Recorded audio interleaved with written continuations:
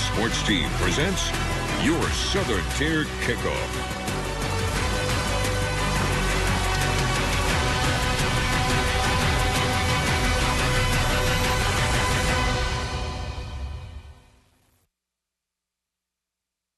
Thank you for starting your Saturday with us once again alongside Kyle Spizak and Kevin Quinn. I am Zach Grady, and this is the Southern Tier Kickoff Show. Joining us as well today live from outside the JMA Wireless Dome will be 12 Sports' Michael Villegas. Michael, along with the rest of the STK team, will be taking you live every week to a different game across the Southern Tier to get a pulse of what's going on right at the ground level. And we can't quite take the whole show to the stadium like the other guys do, but we'll be taking you there all year, whether it's Syracuse, Penn State, Cornell, Colgate, Cortland. And Kyle, I'm going to throw it to you here. I know you're excited for one of these games as we're headed to.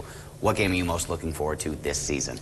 Probably it's got to be Ohio State versus Penn State. I mean, this has been a game that for years now, Ohio State has just dominated Penn State year in, year out. They're never able to get over that hump of beating either Ohio State or Michigan. They don't have Michigan on the schedule this year, but Ohio State is going down to Happy Valley, so you already know that environment's going to be absolutely packed, electric. It's going to be unlike anything we've seen in years down in Happy Valley. Yeah, looking forward to that one. And, of course, Happy Valley will be hosting the Whiteout game, which we will be at live later on this season. Kevin, same question. What are you looking forward to this year? So I'm going to mix it up a little bit. Let's go to the D3 level, the defending champion Cortland Red Dragons. I know we'll get into them a little bit later in the show, but just seeing that title defense, good atmosphere for D3 football, and having, you know, a top-of-the-nation caliber program right here in the Southern Tier, definitely something to be excited about. Yeah, I'm excited, and as Kevin mentioned, we are going to get into that in a little bit. But Kevin, why don't we start off in Syracuse? Tell us, what can we look forward to today with the Orange?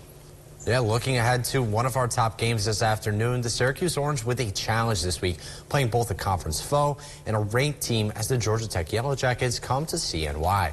This Georgia Tech team stunned Florida State in Dublin to open the college football season and picked up another win against Georgia State.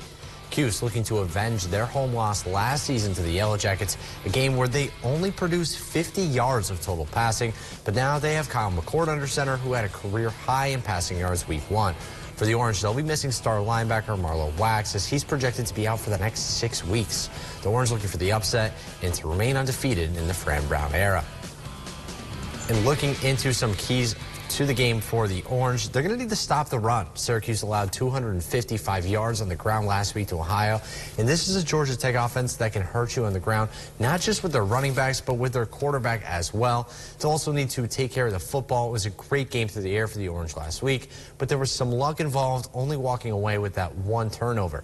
They'll need to kill the clock as well. Georgia Tech's ground game and defense could lead to them having long drives, but the more the Orange control the football, the less chances the Yellow Jackets will have to make them pay. Head coach Fran Brown saying before the game, there was one word on the mind when watching last week's film. We just got to be more physical, you know, and then we're playing against Georgia Tech, who's going to show you need to be more physical. They're physical. We just got to be more physical. We ain't going to really change anything, be more physical, and just come up and tackle, you know, take one more step and make tackles. So I think it was just a physicality piece of just guys. First time getting the goals, a little bit of jitters, but if you go and watch a little bit of the game, we kind of got out of it, get back into it. So I think it's just jitters. All right. Jitters and physicality. Those are the two things that he talked about. I know that they can work through those jitters, especially as they're moving past the Fran Brown era. But, Kevin, how do they bring that physicality today against Georgia Tech?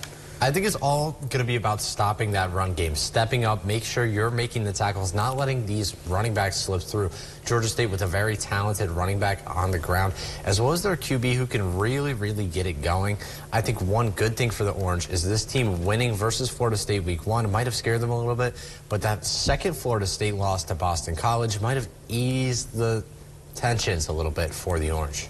All right, Kyle, you know, as we're talking about the Orange here, is there a little bit of an overreaction? Is this offense that good, or is this just kind of, you know, it was an Ohio team that was bouncing back? Can we expect that same offensive output in game 2 with Fran Brown? I mean, if you watch the game, you could really just see Kyle McCord throws the ball like nobody has ever thrown it at Syracuse before. He throws a tight spiral. He's able to lead his receivers exactly where he puts the ball where only his receivers can get it. He's not putting it in an area where it's a contested ball. He's making it easy for guys to go out like Arande Gadsden to be able to get up there and get the ball. And then even Trevor Pena, I mean, he was more of a slot receiver role. 2 touchdowns, played a huge role in last week's game, was really able to get the ball running. And if they can keep that level of offense, I don't think there's much of an overreaction. Awesome, awesome. And hey, you know, we can give you as much information as we can here from the studio, but let's go live right now to the JMA Wireless Dome and get what's going on at ground level. Our own 12 Sports' Michael Villegas is there. Michael, I know you're getting ready to go into the game starting at noon. What's happening in Syracuse right now? Yeah, guys, it's a little bit wet and rainy out here, but that's not stopping people from coming out to see this Georgia Tech and Syracuse Orange game. Both of these teams really looking to make a statement in this ACC conference. Georgia coming off an underdog win in the opening game against Florida State, shocking the world, and then they follow that up with another win going 2-0. But the Syracuse Orange also making a statement as they won their last game 38-22 over Ohio.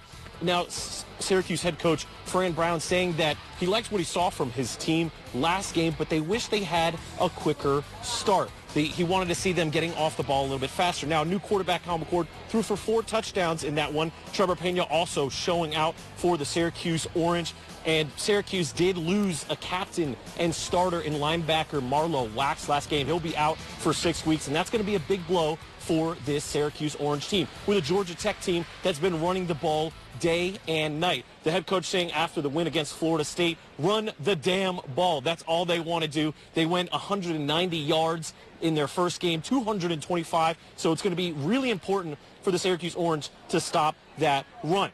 We'll have all the highlights later tonight right here on WBNG. But until then, I'll throw it back to you guys right here in Onondaga County. I'm Michael Villegas, 12 Sports.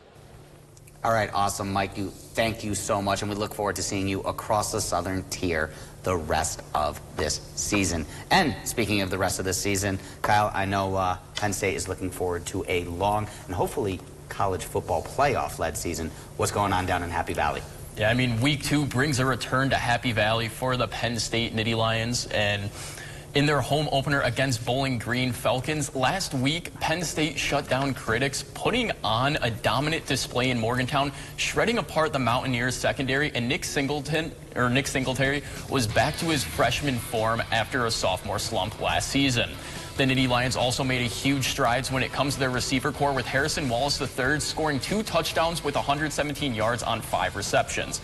The Falcons started off on a good note after a rough last season, beating Fordham 41-17. Terrion Stewart led the charge for the Falcons with 161 yards and 3 touchdowns on 14 carries. Despite the large run game Bowling Green put on last week, it will be a much tougher feat going into the trenches of Beaver Stadium this week.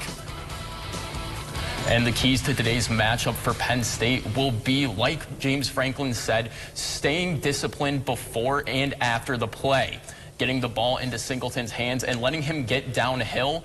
And last, Bowling Green does their damage on the ground, so selling out to the rush will help Penn State dominate this game. Penn State coach James Franklin stressed limiting discipline penalties on this week's press conference. The biggest thing is penalties.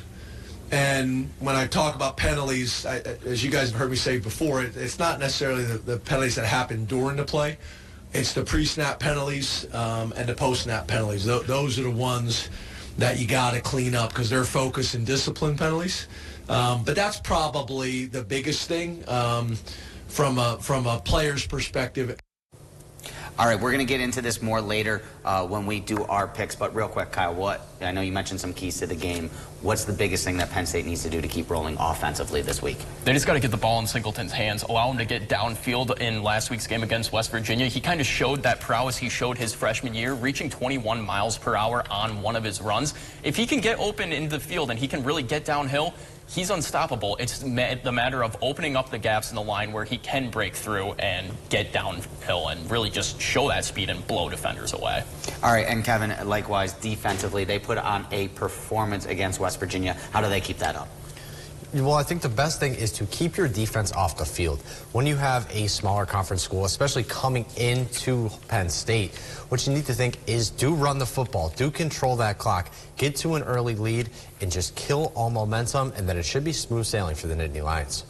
Awesome, awesome. And we'll have all of those picks, like I said, later on in the show for both Syracuse and for Penn State. But coming up after the break, we'll take a look at the Cortland Red Dragons as they kick off their season, looking to defend their national championship status. Don't go anywhere. We will be right back after this break.